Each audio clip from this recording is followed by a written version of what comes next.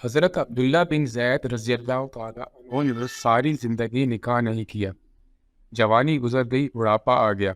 ایک دن بیٹھے حدیث مبارکہ پڑھ رہے تھے تو اس میں پڑھا کہ نبی کریم صلی اللہ علیہ وسلم کا فرمان، جس کا مفہوم یہ ہے کہ جنت میں کوئی اکیلا نہیں ہوگا۔ جو نکاح کی عمر میں نہیں پہنچا یا پہنچا بھی تو کسی وجہ سے نکاح نہیں ہوا اور وہ مسلمان ہی مرا، تو اللہ مسلمان مردوں اور عورتوں کا جنت میں آپس میں نکاح کر دے گا۔ جب یہ حدیث پاک پڑھی تو دل میں خیال پیدا ہوا، یہاں تو نکاح نہیں کیا تو جنت میں تو ہونا ہی ہے، لہٰذا جنت میں میری بیوی کون ہوگی؟ دعا کی کہ یا اللہ مجھے دکھا تو صحیح جنت میں میری بیوی کون ہوگی۔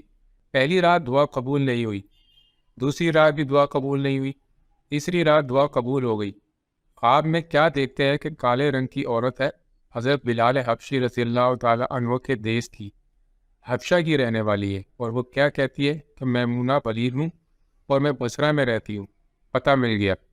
آنکھ کھلی تو تہجد کا وقت تھا، نوافل پڑھے، نماز فجر باجماعت ادا کی اور سواری لے کر حضرت عبداللہ بن زید رضی اللہ تعالیٰ عنہ بصرہ کی طرف روانہ ہو گئے۔ وہاں کے لوگوں نے بڑا استقبال کیا، حضرت کا نام ہی بہت بڑا تھا۔ بٹھا کر پوچھا، حضرت بتائے بغیر کیسے آنا ہوا، خیر تو ہے؟ آپ نے پوچھا، یار یہ تو بتاؤ یہاں کوئی میمونہ ولید رہتی ہے؟ لوگوں نے حیران ہو کر پوچھا، حضرت آپ اتنی دور سے چل کر میمونہ ولید سے ملنے آئے ہیں؟ آپ نے فرمایا، کیوں اس سے کوئی نہیں مل سکتا؟ کہا، نہیں حضور، وہ تو دیوانی ہے، لوگ اسے پتھر مارتے ہیں۔ آپ رضی اللہ تعالیٰ عنہ نے پوچھا، کیوں مارتے ہیں؟ حضور کام ہی ایسے کرتی ہے، کوئی رو رہا ہو تو اسے دیکھ کر ہنسنے لگتی ہے اور کوئی ہنس رہا ہو تو رونا شروع کر دیتی ہے، اور وہ اجرت پر پیسے لے کر لوگوں کی بکریاں چراتی ہے۔ آج بھی وہ ہماری بکریاں لے کر جنگل میں گئی ہے، آپ آرام فرمائے، عصر کے بعد آ جائے گی، آپ مل لیجئے گا۔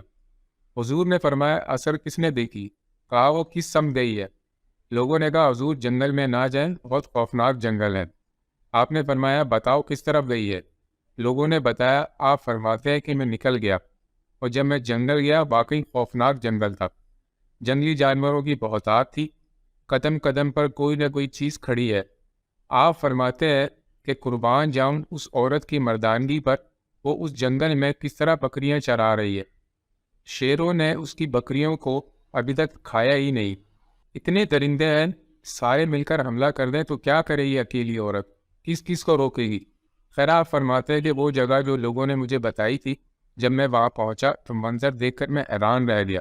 وہ حیران کر دینے والے مناظر تھے۔ پہلا، میمونہ ولید بکریاں نہیں چرا رہی تھی، بلکہ اس جنگل میں جائے نماز بچھا کر نوافل پڑھ رہی تھی۔ بھیڑ بکریاں چرانا تو بہانہ تھا کنارہ کشی کا، لوگ یہی سمجھتے تھے میمونہ سارا دن بکریاں چراتی ہے، لیکن میمونہ بکریاں نہیں چرا رہی تھی۔ آپ فرماتے ہیں کہ میمونہ نماز پڑھ رہی تھی اور شیر بکریاں چرا رہے ہیں، بکریاں چر رہی ہیں، شیر ان کے ارد گرد گھوم رہے ہیں۔ اگر کوئی بکری بھاگتی ہے، اس کی فطرت ہے شرارت کرنا، تو شیر اسے پکڑ کر واپس لے آتا ہے، لیکن کہتا کچھ نہیں۔ آپ فرماتے ہیں، میں حیران و پریشان کھڑا کہ یہ کیسے ہو گیا، یہ فطرت کیسے بدل گئی؟ لوگ کہتے ہیں فطرت نہیں بدلتی، یہ شیروں اور بکریوں میں یاری کیسے ہو گئی؟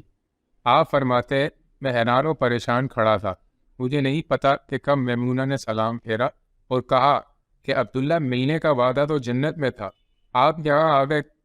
آپ فرماتے ہیں، میں حیران رہ گیا، اس سے پہلے تو ملاقات بھی نہیں ہوئی، تو حضرت میمونہ ولید رضی اللہ تعالیٰ عنہا کو میرا نام کیسے پتہ چل گیا؟ تو آپ فرماتے ہیں کہ میں نے حضرت میمونہ ولید رضی اللہ تعالیٰ عنہا سے سوال کیا، اس سے پہلے ہم ملے ہی نہیں، تو آپ کو میرا نام کیسے پتہ چلا؟ حضرت میمونہ ولید رضی اللہ تعالیٰ عنہا فرماتی ہیں، عبداللہ، جس اللہ نے رات کو تجھے میرے بارے میں بتایا ہے، اسی اللہ نے مجھے آپ کے بارے میں بتایا ہے۔